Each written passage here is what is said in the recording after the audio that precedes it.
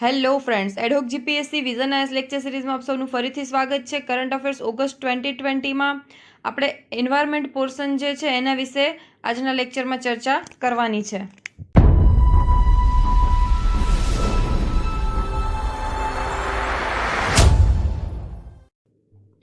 આજનો first point છે carbon capture, utilization અને સ્ટોરેજ CCUS. ન્યૂઝમાં જોઈ લઈએ કે જે ડિપાર્ટમેન્ટ ઓફ સાયન્સ છે એના દ્વારા અહીંયા accelerating CCUS technologies ACT project હેઠળ વિવિધ જે આ ACT મેમ્બર કન્ટ્રી જે છે એના કોલાબરેશનથી ઇન્ડિયન રિસર્ચર્સને અહીંયા ઇન્વાઇટ કરવામાં આવ્યા છે આ ફિલ્ડમાં રિસર્ચ કરવા માટે. કઈ ફિલ્ડમાં? કાર્બન કેપ્ચર, યુટિલાઇઝેશન અને સ્ટોરેજ. એના વિશે આપણે આગળ ડિટેલમાં જોઈ લઈશું કે આ ટેકનોલોજી શું છે અને એમાં શું રિસર્ચ કરવાનું છે. તો હવે આ ACT જે છે એના વિશે આપણે જોઈ લઈએ કે ACT પ્રોજેક્ટ શું છે. તો કે જે ACT 16 કન્ટ્રીઝ જે છે વિવિધ પ્રકારના 16 દેશોનું એક પ્રોજેક્ટ છે, ફંડિંગ પ્રોજેક્ટ, કે જે કાર્બન ડાયોક્સાઇડનું કેપ્ચર, યુટિલાઇઝેશન અને સ્ટોરેજ કરવા માટેની વિવિધ ટેકનોલોજી જે છે એના રિસર્ચ માટે અહીંયા ફંડિંગ જે છે આ પ્રોજેક્ટ પ્રોવાઈડ કરશે. બરાબર, તો આ હતું ACT પ્રોજેક્ટ. હવે આપણે CCUS જે છે એને મિશન ઇનોવેશન, તમને ખ્યાલ હશે મિશન ઇનોવેશન પ્રોગ્રામ જે છે એ ગ્લોબલ ઇનિશિયેટિવ છે, 24 કન્ટ્રીનો, 24 દેશોનું ગ્લોબલ ઇનિશિયેટિવ છે અને સાથે યુરોપિયન યુનિયન પણ અહીંયા છે. યુરોપિયન યુનિયન અને 24 કન્ટ્રીનું એક ગ્લોબલ ઇનિશિયેટિવ છે મિશન ઇનોવેશન પ્રોગ્રામ. આના દ્વારા પણ CCUS ટેકનોલોજી જે છે એને એક ઇનોવેશન ચેલેન્જ તરીકે અહીંયા આઈડેન્ટિફાઈ કરવામાં આવ્યું છે અને આ મિશન ઇનોવેશન પ્રોજેક્ટની અંદર આપણું જે department of science and technology જે છે એ પણ અહીંયા એક્ટિવ પાર્ટનર તરીકે જોવા મળે છે. હવે છે ત્યારબાદ અબાઉટ કાર્બન કેપ્ચર, યુટિલાઇઝેશન અને સ્ટોરેજ. CCUS શું છે? તો કે CCUS એક ગ્રુપ ઓફ ટેકનોલોજી છે. આ કોઈ એક ટેકનોલોજી નથી, એક કરતાં વધુ ટેકનોલોજીનું એક ગ્રુપ છે કે જે એટમોસ્ફિયરમાં જે CO2 રિલીઝ કરીએ છીએ આપણે એને અહીંયા રિડ્યુસ કરવા માટેની ટેકનોલોજીસ છે. અહીંયા વિવિધ પ્રકારના જે call and gas power station છે એની સાથે સાથે હેવી ઇન્ડસ્ટ્રી, સ્ટીલ પ્રોડક્શન અને સિમેન્ટ દ્વારા જે સિમેન્ટનું જે પ્રોડક્શન થાય છે એના દ્વારા જે કાર્બન ડાયોક્સાઇડ એટમોસ્ફિયરમાં રિલીઝ થાય છે એને ઘટાડવા માટેની જે ટેકનોલોજીનું ગ્રુપ છે એ CCUS તરીકે ઓળખાય છે. કાર્બન કેપ્ચર, યુટિલાઇઝેશન અને સ્ટોરેજ. હવે અહીંયા નામ પરથી આપણે જોઈ શકીએ છીએ કાર્બન કેપ્ચર એટલે પહેલા કાર્બનને કેપ્ચર કરવાની વાત છે, ત્યારબાદ એનું યુટિલાઇઝેશન એટલે એનો યુઝ ક્યાંય થઈ શકતો હોય તો એ યુઝ કરવાની વાત છે અને ત્યારબાદ એને જો યુઝ ના થઈ શકે તો એને અહીંયા સ્ટોરેજ કરવાની વાત છે, કોઈ એક જગ્યાએ સ્ટોર કરી દેવાની વાત છે કે જેથી કરીને એટમોસ્ફિયરમાં એટલીસ્ટ એ રિલીઝ ના થાય. બરાબર, એટલે એટમોસ્ફિયરમાં CO2નું જે પેનેટ્રેશન છે અહીંયા વધારે ના થાય અને એન્વાયરમેન્ટ પોલ્યુશન જે છે એને આપણે કંટ્રોલ કરી શકીએ. હવે અહીંયા વિવિધ પ્રકારની જે કેપ્ચર ટેકનોલોજી જે છે એ પહેલાં આપવામાં આવી છે. આપણે 3 વાત કરી છે, કાર્બન કેપ્ચર, સ્ટોરેજ અને યુટિલાઇઝેશન. એમાં કેપ્ચરની પહેલાં વાત છે કે CO2ને આપણે અહીંયા જે ગેસ જે છે એમાંથી અન્ય ગેસીસ હોય છે એમાંથી અહીંયા સેપરેટ કરવાની વાત છે અને એ અલગ અલગ રીતે અહીંયા કેપ્ચર કરી શકીએ છીએ આપણે. એમાં પહેલું છે પ્રી કમ્બશન કેપ્ચર, ત્યારબાદ પોસ્ટ કમ્બશન કેપ્ચર અને ઓક્સીફ્યુલ કમ્બશન. અહીંયા પ્રી કમ્બશન કેપ્ચર એટલે ઇન શોર્ટ એટલું સમજવાનું છે કે CO2 જે છે એ અનડિઝાયર્ડ કો પ્રોડક્ટ તરીકે જ્યારે જનરેટ થાય છે એ વખતે જ અહીંયા આપણે એને અલગ કેપ્ચર કરવાનું છે. એના માટે ગેસિફિકેશન અને રિફોર્મિંગ જેવી ટેકનોલોજીનો ઉપયોગ થાય છે. ત્યારબાદ પોસ્ટ કમ્બશન કેપ્ચરની વાત કરીએ તો CO2ને આપણે વેસ્ટ ગેસ સ્ટ્રીમમાંથી જે છે એ અલગ પાડવાનું છે, સેપરેટ કરવાનું છે, એટલે કે કમ્બશન થઈ ગયા બાદ જે છે એનું કેપ્ચરિંગ અહીંયા થશે અને આના માટે આપણે જોઈએ તો એબ્સોર્પ્શન ઇન સોલ્વન્ટ એ રીતે એની અલગ અલગ મેથડ છે. જેમ આગળ ગેસિફિકેશન અને રિફોર્મિંગ હતી પ્રી કમ્બશનમાં, એવી રીતે પોસ્ટ કમ્બશન માટેની મેથડ છે absorption in solvent, high pressure membrane filtration છે, એબ્સોર્પ્શન બાય સોલિડ સોર્બન્ટ છે, including the Porus organic framework through અને ક્રાયોજેનિક સેપરેશન. આ રીતે અલગ અલગ મેથડ છે એના દ્વારા તમે પોસ્ટ કમ્બશન કેપ્ચર જે છે CO2નું એ કરી શકો છો. ત્યારબાદ ઓક્સીફ્યુલ કમ્બશન જે છે એ ઇન્વોલ્વિંગ કમ્બશન, જે પ્રોસેસ ઇન્વોલ્વ થતી હોય કમ્બશનની એ વખતની જ વાત છે. અહીંયા એ વખતે ઓક્સીફ્યુલ કમ્બશન જે છે એનો યુઝ કરી અને આપણે કાર્બન જે છે એને કેપ્ચર અહીંયા કરી શકીએ છીએ અને આ રીતે આપણે એટમોસ્ફિયરમાં કાર્બન ડાયોક્સાઇડ જે રિલીઝ થાય છે એને અહીંયા ઘટાડી શકીએ છીએ પહેલાં જ કેપ્ચર કરીને. ત્યારબાદ અહીંયા સ્ટોરેજની વાત કરી છે કે સ્ટોરેજ જે છે એ ફોર્મર ગેસ અને ઓઇલ ફિલ્ડની અંદર કરી શકીએ છીએ, જ્યાં ઓલરેડી ગેસ અને ઓઇલ જે છે આપણે અહીંયા લઈ લીધું છે. બરાબર, ગેસ રિસોર્સિસ અને ઓઇલ. ત્યારબાદ જે હવે અહીંયા ફિલ્ડ ખાલી રહી છે ત્યાં આપણે અહીંયા કાર્બન ડાયોક્સાઇડનું સ્ટોરેજ કરી શકીએ છીએ. ડીપ સેલાઇન ફોર્મેશન એટલે કે Porus rocks field with a very salty water. એટલે અહીંયા કેવી વાત કરીએ છીએ, એવી રોક ફિલ્ડ કે જે પોરસ હોય, થોડી થોડી છિદ્રાળુ હોય, આપણને અહીંયા છિદ્રિત દેખાય અને થોડી સોલ્ટી હોય, બરાબર.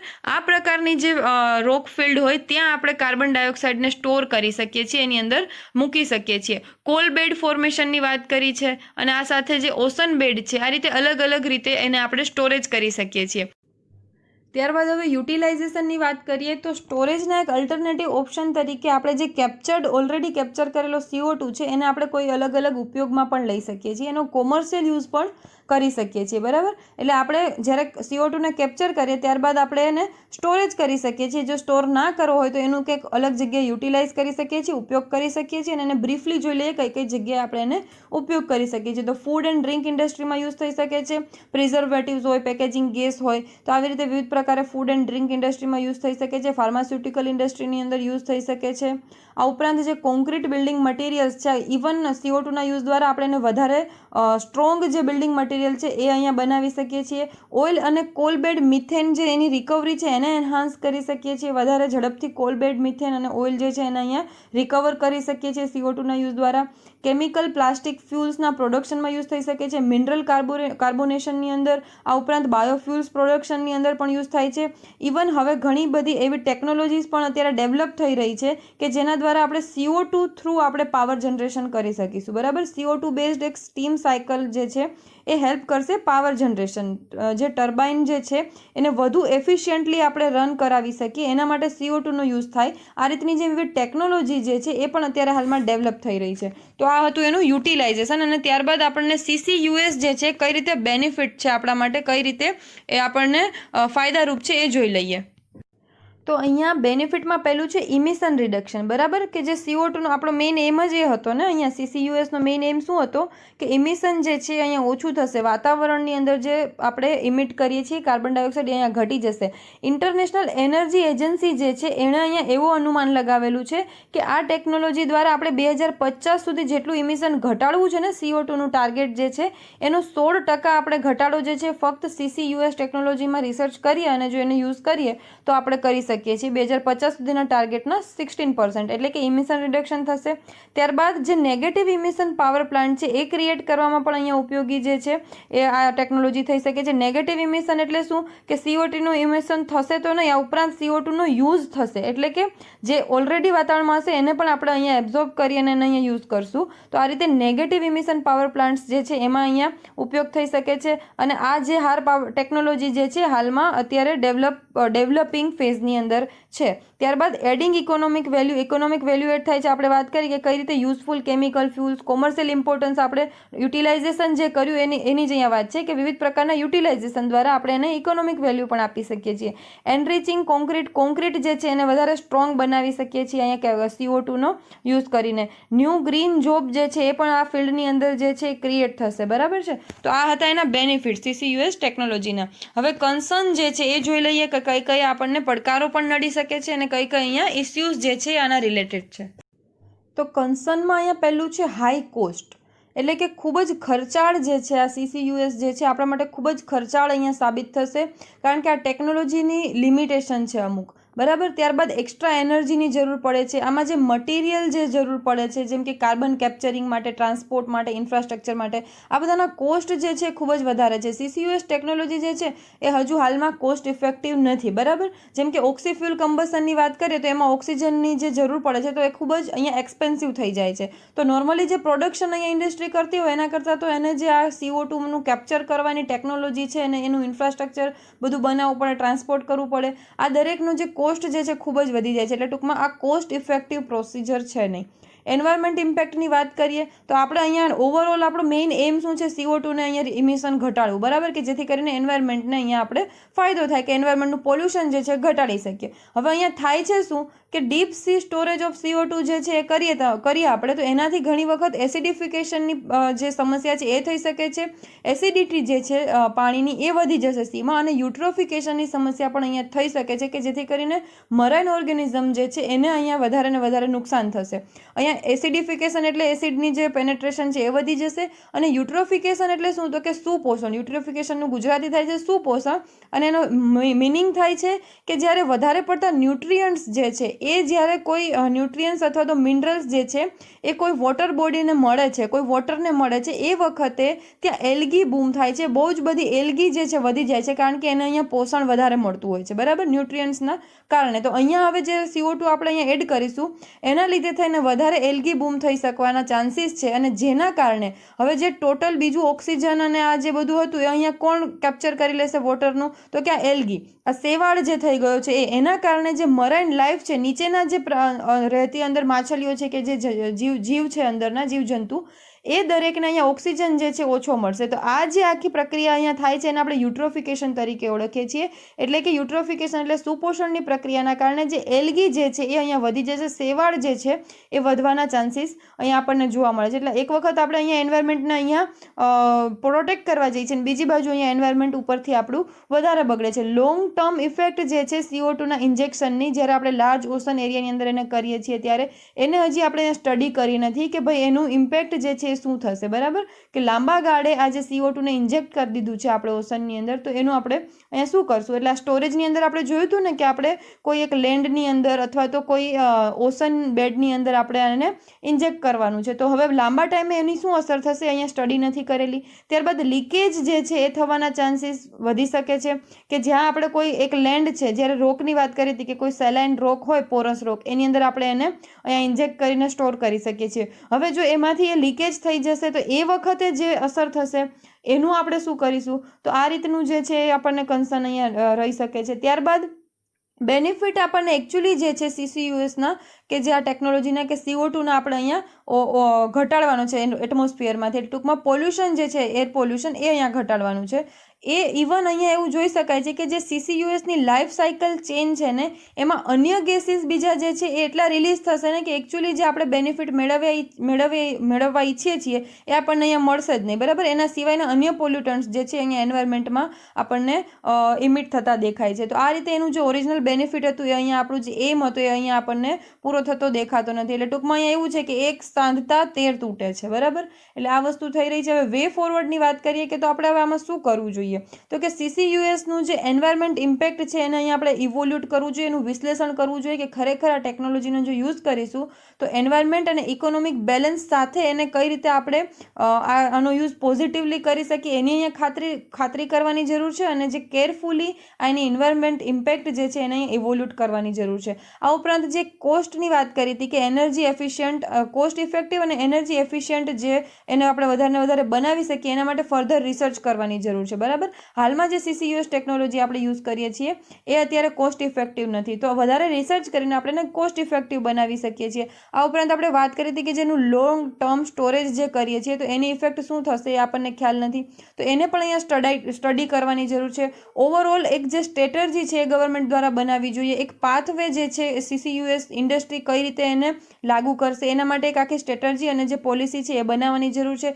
રિસર્ચ અને ડેવલપમેન્ટ જે છે એને અહીંયા પ્રાયોરિટી આપવાની જરૂર છે. અવેરનેસ જનરેશનની જરૂર છે, અને એક ઇન્સેન્ટિવ પોલિસી મિકેનિઝમ જે છે અને લીગલ ફ્રેમવર્ક જે છે એની પણ જરૂર અહીંયા પડશે કે ભાઈ અહીંયા આ ઇન્ડસ્ટ્રી જે છે જો આ પ્રકારની ટેકનોલોજીનો યુઝ કરે તો એને અહીંયા કંઈક ઇન્સેન્ટિવ પણ મળવું જોઈએ, અને જો ના થાય કે એનું પાલન કંઈ હોય તો એ માટે એક અલગ લીગલ ફ્રેમવર્ક જે છે એ પણ બનાવવું જોઈએ કે કઈ રીતે આનો યુઝ કરવાનો છે. તો આ હતો આપણો ફર્સ્ટ ટોપિક. ત્યારબાદનો ટોપિક છે સી લેવલ રાઇઝ, એટલે કે અહીંયા સમુદ્રી પાણીની જે સપાટી છે અહીંયા ઉપર આવી રહી છે. સાયન્ટિફિક રિપોર્ટ જર્નલ જે છે એના દ્વારા અહીંયા નોટ કરવામાં આવ્યું છે કે ક્લાઇમેટ ચેન્જના પરિણામ સ્વરૂપે આ સી લેવલ રાઇઝ થઈ રહ્યું છે, જે સમુદ્રી પાણી જે છે એની સપાટી ઉપર આવી રહી છે. આ સ્ટડીના અન્ય ફાઇન્ડિંગ્સ જે છે જોઈ લઈએ તો એમાં એવું આપેલું છે કે જે સી લેવલ છે એ 180 થી 200 મિલીમીટર સુધી અહીંયા વધી ગયું છે. 1900ની સાલ પછી 180 થી 200 mm જેટલું જે છે આ વધી ગયું છે.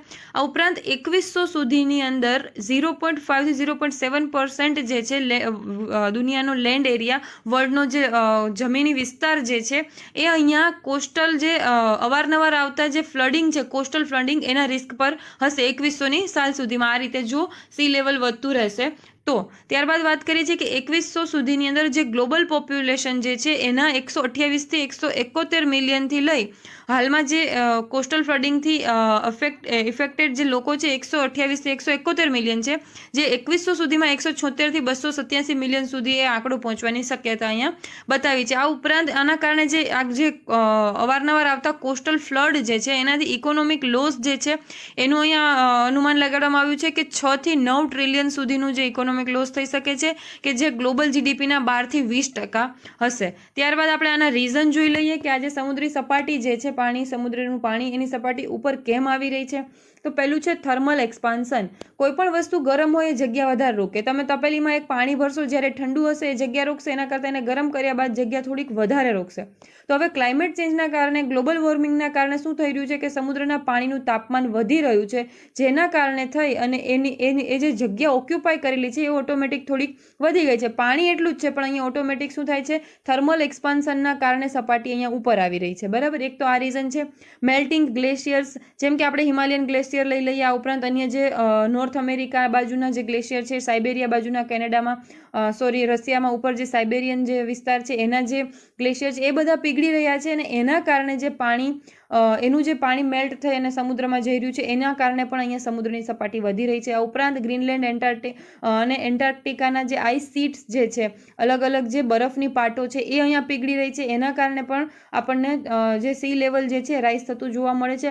આ ઉપરાંત જે ટેરેસ્ટેરિયલ વોટર જે છે આપણું, આ ટેરેસ્ટેરિયલ એટલે કે જે આપણે અહીંયા ભૂમિ પરનું પાણી આપણું જે છે જમીન પરનું, એના સ્ટોરેજનું જે એમાં ચેન્જ થઈ રહ્યા છે, એના કારણે પણ વધુ પડતું જે પાણી સમુદ્રમાં જાય છે એના લીધે પણ અહીંયા આપણને સી લેવલ જે વોટર લેવલ જે છે રાઇઝ થતું જોવા મળે છે. આ ઉપરાંત લોકલ ફેક્ટર્સ પણ ઘણા છે, જેમાં આપણે ટાઇડ્સ છે, સ્ટ્રોમ્સ છે, અર્થક્વેક, લેન્ડસ્લાઇડ, આ બધા રીઝનના કારણે જે અલગ અલગ પ્રકારના રીઝન છે, અલ્નીનોનો રીઝન છે, આવા વિવિધ પ્રકારના રીઝન જે લોકલ ફેક્ટર છે એના કારણે પણ અહીંયા આપણને સમુદ્રી સપાટી ઊંચી આવતી દેખાય છે. અહીં આપણે જોઈ શકીએ છીએ કે સૌથી વધારે થર્મલ એક્સપાન્શનના કારણે જે છે આ સપાટી જે છે ઉપર આવી રહી છે. ત્યારબાદ ગ્લેશિયર જે છે એના કારણે, ત્યારબાદ ગ્રીનલેન્ડ અને એના બધાનો ફાળો છે. એટલે આ રીતે થર્મલ એક્સપાન્શન સૌથી મોટો ફાળો અહીંયા ભજવી રહ્યું છે ગ્લોબલ વોર્મિંગના કારણે, એટલે આપણે અહીંયા ધ્યાનમાં હોવું જોઈએ. હવે આ જે એસએલઆર છે, સી લેવલ રાઇઝ છે, એના લીધે આપણે કઈ કઈ ઇમ્પેક્ટ જે છે પડી શકે છે. તો લોસ ઓફ હેબિટેટ, એની આજુબાજુનું હેબિટેટ હશે એનો અહીંયા લોસ થઈ શકે છે. જેમ કે હાલમાં ઓલમોસ્ટ 3 બિલિયન પીપલ જે છે એ સમુદ્ર સપાટીથી 200 કિલોમીટરનો જે વિસ્તાર હોય એની અંદર રહે છે. વિશ્વના હાલમાં 3 બિલિયન પીપલ સમુદ્ર સપાટીથી 200 કિલોમીટરના વિસ્તારની અંદર રહે છે. તો આ લોકોનું હેબિટેટ જે છે એ અહીંયા આપણને લોસ થતું જોવા મળે છે. ડીઅર્બનાઇઝેશન થઈ જશે, ફ્લડ આવશે એટલે લોકો એક જગ્યાએથી બીજી જગ્યાએ સ્થળાંતર થઈ જશે. ઇન્ડોનેશિયાનું જકાર્તા છે ને, ઇવન ત્યાં તો અહીંયા કેપિટલ સિટી છે ઇન્ડોનેશિયાનું, છતાં પણ એને કેપિટલ અહીંયા શિફ્ટ કરવાની વાત કરવામાં આવી છે. વર્લ્ડ ફાસ્ટેસ્ટ સિંકિંગ સિટી તરીકે અહીંયા આપણે એને ઓળખીએ છીએ. 25 સેન્ટીમીટર પર યર એનું જે કહેવાય કે સિંકિંગ જે છે અહીંયા થઈ રહ્યું છે, અહીંયા મેલ્ટિંગ જે છે એનું થઈ રહ્યું છે જકાર્તાનું. એટલે ઇન્ડોનેશિયામાં અહીંયા એ વાત ચાલી રહી છે. તો આ રીતનું, આ ઉપરાંત જે છે ટુરિઝમ જે છે એના પર પણ અહીંયા આપણને ઇફેક્ટ થતા જોવા મળે છે, કારણ કે બીચીસ જે છે તેનું ઇન્ફ્રાસ્ટ્રક્ચર છે એ પણ અહીંયા ડેમેજ થતું હશે. તો આ રીતે વિવિધ પ્રકારનું હેબિટેટ જે છે એ અહીંયા આપણને લોસ થતું જોવા મળે. ત્યારબાદ એગ્રીકલ્ચરની વાત કરીએ તો એસએલઆરના કારણે કૃષિને કઈ રીતે અહીંયા ઇફેક્ટ થઈ શકે એમ છે, તો કે લેન્ડ સબમર્જન્સ જે છે એ અહીંયા વધારે અહીંયા ઇમ્પેક્ટ કરી જશે. એનું રીઝન છે કે જ્યારે જમીન છે, પાણીની જે સમુદ્રની પાણીની જે સપાટી વધી જશે એના કારણે જમીન જે છે અમુક એ સબમર્જ થઈ જશે, અહીંયા પાણીમાં જતી રહેશે, જેથી અહીંયા જે એગ્રીકલ્ચર થતું હશે એ હવે નહીં થઈ શકે. તો આ રીતનું ઇમ્પેક્ટ થશે. આ ઉપરાંત સોઇલ અને જે ફ્રેશ ગ્રાઉન્ડ વોટર જે છે એનું અહીંયા આપણને જોવા મળશે કે ક્ષારીયતા જે છે એની ક્ષારતા પણ અહીંયા વધશે, જેના લીધે એગ્રીકલ્ચરને અહીંયા નુકસાન આપણને મોટું જોવા મળશે. આ ઉપરાંત આપણને જે લિવલીહુડ ડાયવર્સિફિકેશન છે આના કારણે એ અને ફૂડ સિક્યોરિટીની જે સમસ્યા, ફૂડ સિક્યોરિટીને પણ અહીંયા નુકસાન થતું આપણને જોવા મળશે.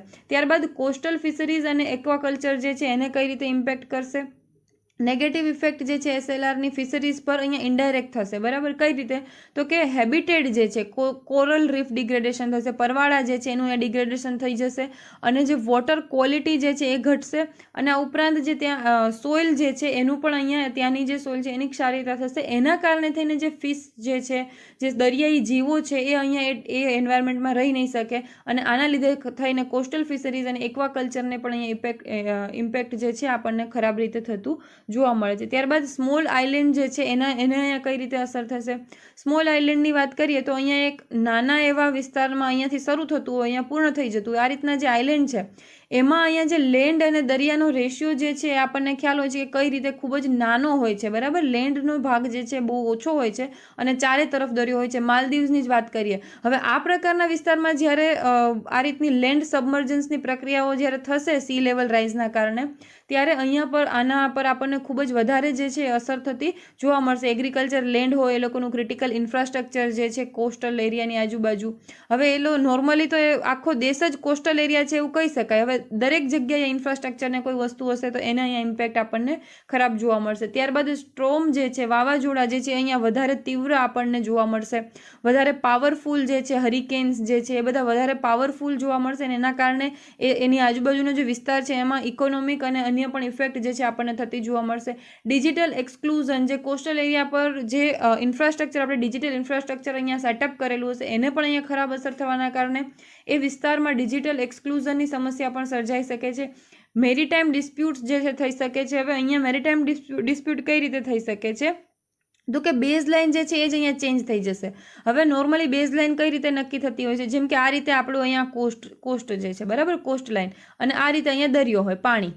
તો બેઝ લાઇન ક્યારે કઈ રીતે નક્કી થતી હોય છે? તો કે એક અહીંયા આધારભૂત આ રીતે રેખા બનાવી દેવામાં આવે છે. આ બેઝ લાઇન નક્કી થઈ ગઈ. એટલે આ જે છે બેઝ લાઇન નક્કી થઈને અહીંથી જ પછી એક્સક્લુઝિવ ઇકોનોમિક ઝોન છે કે ઇન્ટરનેશનલ ટેરિટરી કઈ છે એ બધી અહીંથી આપણે જે છે ને માપતા હોઈએ છીએ, બરાબર. તો આને અહીંયા કહેવાય છે બેઝ લાઇન. હવે અહીંયા શું થશે કે અત્યારે આપણે ઇન્ડિયા ધારો કે અહીંથી બેઝ લાઇન ગણતું હોય તો આ અહીંથી બેઝ લાઇન ગણે છે, પરંતુ સી લેવલ રાઇઝના કારણે શું થશે? આ પાણી હવે અહીંયા આવી ગયું ઉપર, લેન્ડ સબમર્ઝનના કારણે આ પાણી જે છે, આ જમીન જે છે પાણીમાં જતી રહી. તો હવે અહીંયા કોન્ફ્લિક્ટ થશે કે ભાઈ આધારભૂત રેખા બેઝ લાઇન અહીંયાથી ગણવાની કે અહીંયાથી ગણવાની.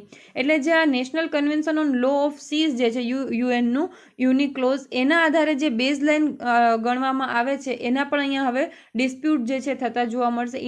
ઇન્ડિયા પર આની શું અસર થશે એ જોઈ લઈએ.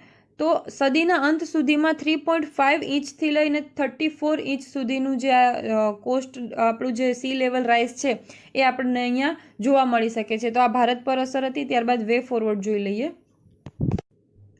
જેમાં પહેલું છે ઇન્ટિગ્રેટેડ કોસ્ટલ મેનેજમેન્ટ, બરાબર.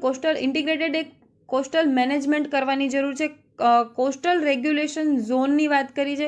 કોસ્ટલ રેગ્યુલેશન ઝોનની અંદર ડિટેલમાં અત્યારે નથી કહેતી, પણ કોસ્ટલ રેગ્યુલેશન ઝોન એટલે શું? તો કે જે કોસ્ટલ એરિયા હોય એની આજુબાજુ અમુક ઇન્ફ્રાસ્ટ્રક્ચર પ્રતિબંધિત હોય છે, બરાબર. અમુક હદથી વધારે તમે એને ત્યાં ઇન્ફ્રાસ્ટ્રક્ચર ના કરી શકો. તો આ રીતના પ્રતિબંધો મૂકવામાં આવે છે અને એ જે તે વિસ્તાર અર્બન છે, રૂરલ છે કે પછી આઇલેન્ડ છે, કઈ રીતનો છે એના આધારે આ રેગ્યુલેશન એનું કરવામાં આવતું હોય છે. તો આ પ્રકારનું જે ઇન્ટિગ્રેટેડ મેનેજમેન્ટ છે આપણને હેલ્પફુલ થઈ શકે છે. કોમ્યુનિટી ઓનરશિપની જરૂર છે. એટલે જે તે વિસ્તારની અહીંયા કોસ્ટલ એરિયાની આજુબાજુ રહેતા લોકોની, ત્યાંના સ્ટેક હોલ્ડર્સની અહીંયા પોલિસી મેકિંગમાં આપણે જે છે એ લોકોને અહીંયા મદદ લેવી જોઈએ, એ લોકોને અહીંયા ઇન્વોલ્વ કરવા જોઈએ, ડિસિઝન મેકિંગમાં એ લોકોને અહીંયા રાખવા જોઈએ. એટલે આ રીતે કોમ્યુનિટી ઓનરશિપ દ્વારા પણ આપણે આગળ આનું રિસ્ક જે છે ઘટાડી શકીએ છીએ. Barrier to urban areas, urban area જે હોય એની આગળ આપણે બેરિયર ક્રિએટ કરી અને પછી એની ઇમ્પેક્ટ જે છે એરિયા પર ના પડે એવી રીતે આપણે અહીંયા આની ઇમ્પેક્ટને જે છે ઘટાડી શકીએ છીએ. એન્ક્લોઝર ડેમ્સ દ્વારા પણ આપણે જે છે આની ઇમ્પેક્ટ ઘટાડી શકીએ છીએ. એન્ક્લોઝર ડેમ એટલે શું? તો કે મોમથ નોર્થન યુરોપિયન એન્ક્લોઝર ડેમ જે છે, નીડ, NEED, નીડ. આ શું છે? તો કે યુરોપિયન જે નોર્થ સીના લીધે જે યુરોપિયન કન્ટ્રી જે છે એને અહીંયા અસર થઈ રહી છે, એમાં જે SLR સી લેવલ રાઇઝ થઈ રહ્યું છે એના કારણે જે ઇમ્પેક્ટ પડી રહી છે એને ઘટાડવા માટે અહીંયા એ લોકોએ શું કર્યું છે? જેમ કે આ કોઈ કન્ટ્રી છે, બરાબર, 2 કે 3, એની અહીંયા કોસ્ટ લાઇન છે. હવે આ અહીંયા એક એન્ક્લોઝર ડેમ બનાવી દેશે આ રીતે. હવે આ અહીંયા સી છે, આ દરિયો છે, અહીંયા એન્ક્લોઝર એક ડેમ બનાવી દેશે. એના કારણે શું થશે કે જ્યારે સી લેવલ રાઇઝ થશે ત્યારે અહીંયાના જે પાણી પર કોઈ ઇફેક્ટ નહીં થાય, અહીંના જે આટલો દરિયો છે એમાં કોઈ ઇફેક્ટ નહીં થાય. એના કારણે થઈ અને એ લોકોનો જે જમીની વિસ્તાર છે એને અહીંયા આ જે SLRની ઇમ્પેક્ટ જે છે અહીંયા જોવા નહીં મળે. આપણે ગુજરાતમાં પણ આ પ્રકારનો એક પ્રોજેક્ટ છે કે જેમાં આપણે નર્મદાનું પાણી જે છે એ અહીંયા આપણે સ્ટોર કરવાની વાત કરી છે. એ કયો પ્રોજેક્ટ છે? એ સમથિંગ લાઈક કંઈક આના જેવો જ એક પ્રોજેક્ટ છે. એ પ્રોજેક્ટનું નામ મને નીચે કોમેન્ટમાં જણાવો. ત્યારબાદ આપણે જોઈ લઈએ કે સી લેવલ રાઇઝ જે છે એની સાથે આપણે અનુકૂલન સાધી કઈ રીતે શકીએ છીએ. તો કે જે ઇન્ફ્રાસ્ટ્રક્ચર જે છે એને અહીંયા યુટિલાઇઝ કરવાની વાત કરી છે, જેમ કે ટ્રીટમેન્ટ પ્લાન્ટ્સ છે, પંપ સ્ટેશન છે, એને અહીંયા યુટિલાઇઝ કરવા જોઈએ. ત્યારબાદ જે છે ગ્રાઉન્ડ વોટર કન્ડિશન અને એને જે છે અન્ડરસ્ટેન્ડ કરવાની જરૂર છે કે જેના કારણે એનું મેનેજમેન્ટ જે છે આપણે અહીંયા સારી રીતે કરી શકીએ. કોસ્ટલ રિસ્ટોરેશન પ્લાન જે છે એ આપણને અહીંયા હેલ્પફુલ થઈ શકે છે. કઈ રીતે કે જ્યારે કોસ્ટલ એરિયા જે છે અહીંયા ડિસ્ટ્રોય થઈ જાય છે આ પ્રકારના SLRના કારણે થઈને, જે સી લેવલ રાઇઝ થાય છે એના કારણે થઈને, તો એનું ફરી રિસ્ટોરેશન પ્લાન જે છે એના પર અહીંયા જે છે ધ્યાન આપવું જોઈએ. તો આ રીતે જે છે સી લેવલ રાઇઝ સાથે આપણે અનુકૂલન સાધીને ચાલવું જોઈએ. તો આ હતું આપણું SLRનો ટોપિક. હવે નેક્સ્ટ ટોપિક છે લેન્ડસ્લાઇડ્સ પર, ભૂસ્ખલન પર. ન્યૂઝમાં કેમ છે તો કે હાલમાં ઇડુકી કેરલાનો જે વિસ્તાર છે ત્યાં હેવી રેનફોલ અને અનસાયન્ટિફિક જે લેન્ડ યુઝ થઈ રહ્યો છે એના કારણે થઈને અહીંયા લેન્ડસ્લાઇડની ઘટના જે છે જોવા મળે છે, ભૂસ્ખલનની ઘટના જોવા મળે છે. ઇડુકી ડિસ્ટ્રિક્ટ વિશે માહિતી મેળવી લઈએ, જે પ્રિલિમ પોઈન્ટ ઓફ વ્યૂથી આપણને અહીંયા કામની છે. Idukki ડિસ્ટ્રિક્ટને spice garden of Kerala તરીકે ઓળખવામાં આવે છે, જે વેસ્ટર્ન ઘાટ રિજિયનમાં આપણને જોવા મળે છે. હવે વેસ્ટર્ન ઘાટ રિજિયનના રિલેટેડ એક કમિટી છે, 2 કમિટી છે. આ બંને કમિટીનું મને નીચે નામ જણાવો કે જેને વેસ્ટર્ન ઘાટને આપણે કઈ રીતે એન્વાયરમેન્ટ પ્રોટેક્શન કરી શકીએ એના માટે ગઠિત કરવામાં આવી હતી. આ બંને કમિટીનું નામ મને જે છે કોમેન્ટમાં જણાવો. ત્યારબાદ અહીંયા વાત કરી છે કે જે અનાઈમુડી માઉન્ટેન છે એ અનાઈમુડી માઉન્ટેન રેન્જ અને ઇરાવિકુલમ નેશનલ પાર્ક જે છે એ આ ઇડુકી ડિસ્ટ્રિક્ટના નોર્થમાં આવેલું છે, અને તે જ રીતે ઇડુકી ડેમ અને જે પેરિયાર નેશનલ પાર્ક જે છે ઇડુકી ડિસ્ટ્રિક્ટના આપણે અહીંયા સાઉથમાં જોઈ શકીએ છીએ. તો આ રીતે ઇડુકી ડિસ્ટ્રિક્ટની માહિતી છે. ત્યારબાદ હવે મેજર જે કોઝ છે આના રીઝન છે લેન્ડસ્લાઇડ થવાના એ જોઈ લઈએ. અહીંયા હાલમાં પર્ટિક્યુલર ઇડુકી ડિસ્ટ્રિક્ટમાં જે થયું છે લેન્ડસ્લાઇડ એના રીઝન આપેલા છે કે એક તો હેવી રેનફોલ છે, ત્યારબાદ હ્યુમન ઇન્ટરવેન્શન જે વધી રહ્યું છે, જેમ કે સ્લોપ ઉપર બિલ્ડિંગ કામ ને બધું થાય છે એના કારણે, રિવર અને કેનલ બ્લોકેજના કારણે જે વજન જે છે એ વધી જાય છે જે જમીન છે એના પર, સોઇલમાં જે હાઈ વોટર જે છે એનું કન્ટેન્ટ જે છે વધી જાય છે એના કારણે હેવી થઈ અને નીચે આવી જાય છે. આ ઉપરાંત સોઇલમાં જે હાઈ ક્લે કન્ટેન્ટ જે છે જોવા મળે છે અહીંયા આપણને, એના કારણે જે સ્લાઇડ જે છે એ લેન્ડસ્લાઇડ જે છે ઝડપથી થતો આપણને અહીંયા જોવા મળે છે. લેન્ડસ્લાઇડ વિશે આપણે અહીંયા માહિતી મેળવીએ તો સૌથી પહેલાં ડેફિનેશન આપેલી છે કે લેન્ડસ્લાઇડ જે છે એને આપણે કોને કહીશું તો કે લેન્ડસ્લાઇડ એટલે કે જ્યારે કોઈ સ્લોપ પરથી કોઈ સોઇલ અથવા તો રોકનો જથ્થો, કોઈ માટીનો કે પછી પથ્થરોનો જથ્થો જ્યારે કોઈ સ્લોપ પરથી, કોઈ ઢાળ પરથી ગુરુત્વાકર્ષણના કારણે નીચે તરફ ઘસાઈ આવે તો આપણે એને લેન્ડસ્લાઇડ તરીકે ઓળખીએ છીએ, ભૂસ્ખલન તરીકે ઓળખીએ છીએ. બરાબર, આ એની ડેફિનેશન થઈ. ત્યારબાદ અહીંયા 5 ટાઈપના જે આપણને છે એ સ્લોપ મૂવમેન્ટ અહીંયા જોવા મળે છે: ફોલ્સ, ટોપલ્સ, સ્લાઇડ્સ, સ્પ્રેડ્સ અને ફ્લોઝ. હવે આપણે આ જે ટાઈપ્સ ઓફ લેન્ડસ્લાઇડ્સ જે અહીંયા હમણાં વાત કરી એ જોઈ લઈએ કે કયા કયા છે. તો ફોલ, ટોપલ્સ, સ્લાઇડ, સ્પ્રેડ અને ફ્લો. તો અહીંયા ફોલની અંદર શું છે કે આ રીતનું જ્યારે લેન્ડ હશે, આ રીતનો કોઈ સ્લોપ હશે, અહીંયા આ રીતે આમ સ્લોપ છે, એ એકદમ જ જ્યારે લેન્ડસ્લાઇડ થશે એ વખતે અહીંયા આ રીતે ફોલ થઈ જશે, એકદમ જ પડી જશે. એ નાના નાના ટુકડામાં પણ હોઈ શકે અને એક મોટા ભાગ સ્વરૂપે પણ હોય. તો આને આપણે ફોલ તરીકે ઓળખીએ છીએ, એટલે કે આ એક ટાઈપ ઓફ લેન્ડસ્લાઇડ છે. ત્યારબાદ ટોપલની વાત કરીએ તો આ રીતે જે સ્લોપ હોય છે એમાં આ રીતની આવી દરારો પડે છે, પહેલાં તિરાડો, અને ત્યારબાદ આ જે ટુકડા જે છે એક પછી એક નીચે જે છે એમ ગબડતા પડે છે. તો આને આપણે ટોપલ તરીકે ઓળખીએ છીએ. ત્યારબાદ સ્લાઇડની વાત કરીએ તો અહીંયા જોઈ શકાય છે કે કઈ રીતે આ સ્લોપ છે અને ગુરુત્વાકર્ષણના કારણે અહીંયા આ સ્લોપ જે છે એકદમ જ આમ અંદર જે છે અંદરની સાઈડ આપણને ધસેલો જોવા મળે છે. તો આને આપણે સ્લાઇડ તરીકે ઓળખીએ છીએ. સ્પ્રેડની વાત છે તો સ્પ્રેડમાં અહીંયા જ્યારે આ સ્લોપ છે આ રીતે હશે, પહેલાં આ રીતે સ્લોપ હશે, જેમાં લેન્ડસ્લાઇડના કારણે શું થયું છે કે અમુક થોડોક ભાગ આમ જતો રહ્યો અને થોડોક ભાગ આમ જઈને આ રીતે બેસી ગયો છે. એટલે કે આ ટૂંકમાં આ જે જમીન છે એ અહીંયા આમ સ્પ્રેડ થઈ ગયેલી આપણને જોવા મળે છે. ફ્લોની વાત કરીએ તો અહીંયાથી જે ફ્લો છે, જેમ કે અહીંયા હતું પહેલાં લેન્ડનો જે ટુકડો છે, અહીંયા માસ ઓફ લેન્ડ અહીંયા હતું, એ જે આગળ થઈ ફ્લો થઈને આગળ નીચેની તરફ અહીંયા જઈ રહ્યું છે, તો એને આપણે ફ્લો તરીકે ઓળખીએ છીએ. તો આ હતા ટાઈપ્સ ઓફ લેન્ડસ્લાઇડ્સ. હવે જીઓલોજિકલ સર્વે ઓફ ઇન્ડિયા જે છે એના દ્વારા અહીંયા કહેવામાં આવ્યું છે કે ભારતનો જે લેન્ડસ્લાઇડ પ્રોન એરિયા છે એ ભારતના કુલ જે જમીન વિસ્તાર છે એના 12.6% છે. એટલે ભારતના કુલ જમીન વિસ્તારના 12.6% જે વિસ્તાર છે એમાં લેન્ડસ્લાઇડ થવાની સંભાવના અહીંયા રહેલી છે, જીઓલોજિકલ સર્વે ઓફ ઇન્ડિયા વિશે. એટલે જ્યારે આપણે ભૂસ્ખલન વિશે મેન્સમાં આન્સર રાઇટિંગ કરતા હોય એ વખતે આપણા ધ્યાનમાં આ ડેટા હોવો જોઈએ કે 12% થી 13% જેટલું જે છે એ લેન્ડસ્લાઇડ પ્રોન એરિયા છે. એના કારણે આપણે આ ક્ષેત્રમાં પણ અહીંયા ધ્યાન આપવાની જરૂર છે. આપણા સિલેબસની અંદર ડિઝાસ્ટર મેનેજમેન્ટ જે છે આપેલું છે, જેના કારણે થઈને 8 પ્રકારના જે ટોપિક છે આપણા માટે મહત્વપૂર્ણ મેન્સમાં થઈ જાય છે. ત્યારબાદ આપણે વાત કરવાની છે કે લેન્ડસ્લાઇડ જે છે એના કારણો શું છે, કયા કારણના લીધે લેન્ડસ્લાઇડ થાય છે. આપણે આગળ જે વાત કરી એ ફક્ત અહીંયા ઇડુક્કી ડિસ્ટ્રિક્ટ પૂરતું લિમિટેડ હતું કે અહીંયા જે રીઝન આપ્યા હતા ઇડુક્કી ડિસ્ટ્રિક્ટમાં શેના કારણે અહીંયા લેન્ડસ્લાઇડ થયું એના રીઝન હતા. જ્યારે હવે આપણે વાત કરવાની છે, ઓવરઓલ વાત કરવાની છે કે નોર્મલી જે ભૂસ્ખલન છે એ થવાના કારણો કયા કયા છે. હવે અહીંયા ફર્સ્ટ રીઝન આપેલું છે ભૂસ્ખલનનું. લેન્ડસ્લાઇડ જે છે શેના કારણે થાય છે એનું ફર્સ્ટ રીઝન છે વોટર અને ફ્લડિંગ. બરાબર, પાણી અને જે પૂર આવતા હોય છે એના કારણે લેન્ડસ્લાઇડ થાય છે.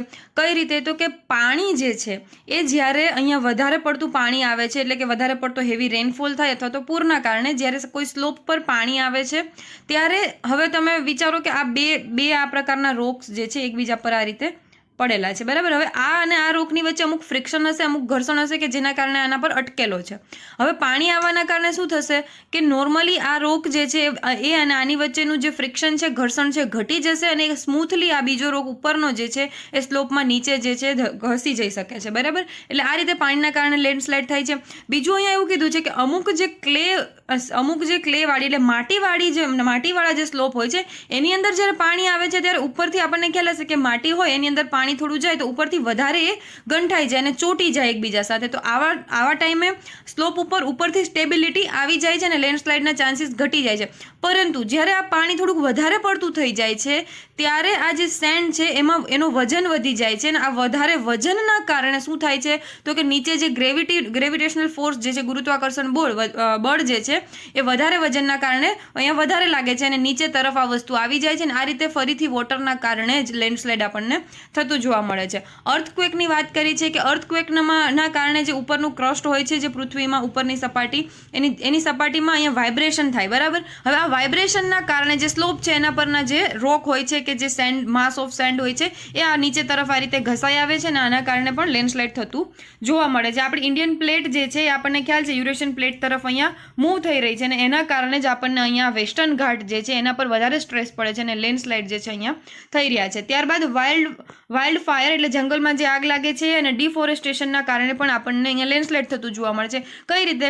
તો કે જ્યારે કોઈ નોર્મલ આ રીતે જમીન છે, સ્લોપ છે, એના પર જે વૃક્ષો હોય છે એને જકડી રાખે છે, પકડી રાખે છે. બરાબર, એને કે જેથી કરીને નીચે ખસકે નહીં. પરંતુ જ્યારે ડિફોરેસ્ટેશન થઈ જાય છે, આ ઝાડવા રહેતા નથી, જ્યારે વાઇલ્ડ ફાયર, જ્યારે જંગલો બળી અને અહીંયા એક સીધી જમીન થઈ જાય છે ત્યારે હવે અહીંયા જે એક ગ્લુનું કામ કરતા હતા આ વૃક્ષો એ હવે અહીંયા ચોંટીને રહેતી નથી જમીન અને નીચેની તરફ ઘસી જાય છે અને લેન્ડસ્લાઇડની ઘટના થતી જોવા મળે છે. એન્થ્રોપોજેનિક એક્ટિવિટીઝ જે હ્યુમન દ્વારા કરવામાં આવતી અલગ અલગ એક્ટિવિટીઝ જેમ કે બિલ્ડિંગ છે, રિઝર્વિયર્સ જે બનાવવામાં આવે છે, હાઈવે ટ્રાફિક જે છે એ, stock piles of the rocks, આવા વિવિધ પ્રકારની જે માણસોની જે પ્રવૃત્તિઓ છે એના કારણે આપણને અહીંયા ભૂસ્ખલન થતું જોવા મળે છે. તો આવી અનેક ઘણા કારણો છે કે જેના કારણે વિવિધ જગ્યાએ આપણે ભૂસ્ખલન જે છે જોઈ શકીએ છીએ. હવે જોઈ લઈએ કે આ લેન્ડસ્લાઇડની ઇમ્પેક્ટ જે છે એ શું પડે છે, એની શું અસર થાય છે આપણા પર. તો ઇમ્પેક્ટમાં પહેલું છે લોસ ઓફ લાઈફ. બરાબર છે, અહીંયા આપણને લાઈફનું લોસ જોવા મળે છે. પછી હ્યુમન બિંગ હોય કે પછી કોઈ પણ અન્ય જે જીવજંતુઓ હોય, પશુઓ હોય, એનું આપણને અહીંયા લાઈફનો લોસ થાય છે. હવે આનો એક્ઝામ્પલમાં કેદારનાથ લેન્ડસ્લાઇડ જે છે લોસ ઓફ લાઈફ. બરાબર, આપણે અહીંયા ચાહે એ હ્યુમન બિંગ હોય, કોઈ જીવજંતુ હોય કે પશુ પક્ષી હોય, આખી બાયોડાયવર્સિટી જે છે એને અહીંયા આપણે નુકસાન થતું જોવા મળે છે. કેદારનાથ એનું જે છે ઉત્તરાખંડનું કેદારનાથવાળું જે અહીંયા ડિઝાસ્ટર થયું હતું એનું આપણે એક્ઝામ્પલ છે કેદારનાથ લેન્ડસ્લાઇડ. બરાબર, જ્યારે પણ આપણે ભૂસ્ખલન વિશે લખતા હોય ત્યારે કેદારનાથવાળું એક્ઝામ્પલ જે છે લખી દેવાનું. ઇન્ફ્રાસ્ટ્રક્ચર લોસ થાય છે, જે લેન્ડસ્લાઇડ થાય છે એના કારણે જે એ વિસ્તારનો જે ઇન્ફ્રાસ્ટ્રક્ચર જે છે એને પણ આપણે અહીંયા લોસનો સામનો કરવો પડે છે. એગ્રીકલ્ચર અને વેજીટેશનનું પણ અહીંયા લોસ થાય છે. એ જમીન જે છે ત્યાં એગ્રીકલ્ચર જે એક્ટિવિટીઝ થતી હોય એને નુકસાન પહોંચે છે. અહીંયા વાઇસ વર્ષા પ્રક્રિયા છે, જેમ કે આપણે આગળ વાત કરી કે જે વૃક્ષો જે છે એ અહીંયા વૃક્ષોનું જે નિકંદન થઈ રહ્યું છે એના કારણે લેન્ડસ્લાઇડ થાય છે અને લેન્ડસ્લાઇડના કારણે ફરીથી આ વૃક્ષો જે બચ્યા કૂચ્યા છે એ પણ અહીંયા રહેતા નથી. તો આ રીતે એગ્રીકલ્ચર અને વેજીટેશન લોસ જે છે એ પણ આપણને જોવા મળે છે ભૂસ્ખલનના કારણે. અહીંયા લેન્ડસ્લાઇડ ઝોન્સ જે છે આપેલા છે. સૌથી વધારે વેરી હાઈ હેઝાર્ડની જો વાત કરીએ તો આપણે આ વાળો વિસ્તાર જે છે એમાં અહીંયા હાઈ હેઝાર્ડ વિસ્તાર, વેરી હાઈ હેઝાર્ડવાળો વિસ્તાર છે જે રેડ ઝોન બતાવવામાં આવેલો છે એ. ત્યારબાદ હાઈ હેઝાર્ડની વાત કરીએ તો આ રીતના ડોટ્સવાળો જે છે એ ચોકડીઓવાળો છે એ હાઈ હેઝાર્ડનો વિસ્તાર છે એ આપણને અહીંયા જોવા મળે છે. આ વિસ્તાર જે છે એ હાઈ હેઝાર્ડ છે. મોડરેટ અને મોડરેટલી હાઈ હેઝાર્ડની વાત કરીએ તો આ બધા વિસ્તાર જે છે એ અહીંયા એના અંદર આવે છે. વેસ્ટર્ન ઘાટ જે છે એ મોડરેટ હાઈ હેઝાર્ડની અંદર આવે છે. લો હેઝાર્ડની વાત કરીએ તો લો હેઝાર્ડમાં આ વિસ્તાર આપણને અહીંયા જોવા મળે છે, જે જમ્મુ કાશ્મીરવાળો છે એ, અને અહીંયા ત્રિપુરાવાળો, બરાબર.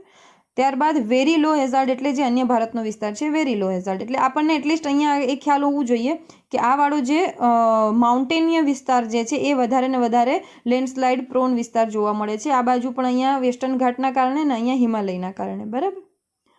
તો આ ઇમ્પેક્ટ ઓફ લેન્ડસ્લાઇડ હતી. ત્યારબાદ વે ફોરવર્ડ આપણે જોઈ લઈએ. તો પહેલાં એમાં જોઈ લઈએ કે શું કરેલું છે આપણે. નેશનલ ડિઝાસ્ટર મેનેજમેન્ટ ઓથોરિટી દ્વારા અહીંયા national landslide risk management strategy જે છે એ રિલીઝ કરવામાં આવેલી છે, અને આ સ્ટ્રેટેજી હેઠળ જે છે એ નીચેની બાબતો દર્શાવેલી છે કે લેન્ડસ્લાઇડ હેઝાર્ડ ઝોનેશન જે છે કરવામાં આવશે, મેક્રો સ્કેલનું એક મેપિંગ કરવામાં આવશે કે કયો જે વિસ્તાર છે ભારતનો એ લેન્ડસ્લાઇડ પ્રોન એરિયા છે કે ત્યાં વધારે રિસ્ક રહેલું છે ભૂસ્ખલન થવાનું, બરાબર. એટલે એ ટાઈપનું અહીંયા ઝોનેશન કરવાની વાત કરવામાં આવી છે. અવેરનેસ પ્રોગ્રામ જે છે એની વાત કરવામાં આવી છે કે પહેલું જે અહીંયા લેન્ડસ્લાઇડથી કનેક્ટેડ થયેલા જે લોકો છે એ કોણ છે, તો કે એની આજુબાજુ રહેતી કમ્યુનિટી. તો એમાં અહીંયા અવેરનેસ જે છે એ જનરેશનની વાત કરેલી છે, એના માટે પ્રોગ્રામ જે છે એ અહીંયા કરવામાં આવશે. ત્યારબાદ capacity building and training stack holders, બરાબર. આને સંકળાયેલા જેટલા સ્ટેક હોલ્ડર્સ છે, જે આ ફિલ્ડને લગતા જે એક્સપર્ટ છે, એ જે રિસર્ચર્સ છે, એ એમની ટ્રેનિંગ અને એના માટે ઇન્ફ્રાસ્ટ્રક્ચર અને એ બધી વસ્તુ અહીંયા ટેકનોલોજી જે છે એ પ્રોવાઈડ કરવી, એ બધી વસ્તુને અહીંયા જે management landslide risk management strategy છે એમાં અહીંયા સમાવિષ્ટ કરવામાં આવી છે. માઉન્ટેન ઝોન રેગ્યુલેશન જે છે એ અને એનું પોલિસી જે છે એ અહીંયા પ્રિપેર કરવાની વાત કરી છે કે માઉન્ટેન ઝોનનું રેગ્યુલેશન અને એના માટેની પોલિસી જે છે એ આ સ્ટ્રેટેજી હેઠળ બનાવવામાં આવશે. ત્યારબાદ અહીંયા વાત કરી છે કે હવે આપણે આગળ કરવું શું જોઈએ, તો એમાં છે કે અર્લી વોર્નિંગ સિસ્ટમ જે છે એ આ અને લેન્ડસ્લાઇડ માટે ખરેખર આ વસ્તુ એક અઘરી પણ છે, કારણ કે આના માટેની ટેકનોલોજી હજી છે ને વિકસાવવામાં આવી નથી કે કઈ રીતે લેન્ડસ્લાઇડ જે છે એ થાય તો એનું આપણે અર્લી વોર્નિંગ જે છે એ અહીંયા મેળવી શકીએ, કે આપણને અગાઉથી ખબર પડી જાય કે આ વિસ્તારમાં લેન્ડસ્લાઇડ થશે. નોર્મલી આપણે વેધર ફોરકાસ્ટ કરી શકીએ છીએ, આ ઉપરાંત અન્ય અમુક ડિઝાસ્ટર જે છે એનું આપણે ફોરકાસ્ટિંગ કરી શકીએ, પરંતુ અર્થક્વેક જેવા જે ડિઝાસ્ટર છે એની અંદર આપણને જે કહેવાય કે પહેલાં ખબર નથી પડતી. તો અહીંયા લેન્ડસ્લાઇડનું એવી જ રીતે છે કે અર્લી વોર્નિંગ સિસ્ટમ જે છે આપણે ડેવલપ નથી કરી શકતા. તો આના માટે આપણે એવી ટેકનોલોજી જે છે એને વધારે રિસર્ચ એમાં કરવું જોઈએ, અને આ હેઝાર્ડ પ્રોન એરિયા હોય ત્યાં અર્લી વોર્નિંગ સિસ્ટમ જે છે લેન્ડસ્લાઇડ માટેની એ અહીંયા આપણે ઇન્સ્ટોલ કરવી જોઈએ. ત્યારબાદ ગાડગીલ પેનલની વાત કરી છે કે વેસ્ટર્ન ઘાટની ઇકોલોજી માટે જે છે ગાડગીલ પેનલની અહીંયા રચના કરવામાં આવી હતી. મેં આગળ ક્વેશ્ચન પૂછ્યો તો એમાંથી હાફ જે છે અહીંયા તમને આન્સર મળી ગયો છે, અને હજુ એક જે પેનલ છે બનાવવામાં આવી હતી કમિટી, એનું નામ મને કોમેન્ટમાં જણાવજો. તો અહીંયા ગાડગીલ પેનલે કીધું હતું કે જે ડેવલપમેન્ટ અત્યારે આડેધડ જે રેકલેસલી ડેવલપમેન્ટ થઈ રહ્યું છે વેસ્ટર્ન ઘાટમાં, એના બદલે એક સસ્ટેનેબલ ડેવલપમેન્ટ જે છે એ કરવાની જરૂર છે, અને કન્ઝર્વેશન જે છે ઇકોલોજીનું કન્ઝર્વેશન અહીંયા કરવાની ખૂબ જ જરૂર છે. તો આ હતું આપણું આર્ટિકલ લેન્ડસ્લાઇડ ઉપર. તો અહીંયા હવે આપણો એન્વાયરમેન્ટ પોર્શન જે છે આપણે અહીંયા કમ્પ્લીટ ગણીએ છીએ, અને નેક્સ્ટ હવે વિડીયોથી આપણે ઇન્ટરનેશનલ રિલેશન જે બાકી રહ્યું છે ઓગસ્ટની મેગેઝિનમાં જે પોર્શન આપણે ચર્ચા કરીએ છીએ એમાં, તો IR જે છે એ નેક્સ્ટ વિડીયોમાં કમ્પ્લીટ થઈ જશે. આઈ હોપ આપને આ વિડીયો સારો લાગ્યો હશે, તો વિડીયોને લાઇક કરી દેજો, શેર કરજો, અને જો ચેનલને હજુ પણ સબસ્ક્રાઇબ ના કરી હોય તો સબસ્ક્રાઇબ કરી દેજો. Thank you very much.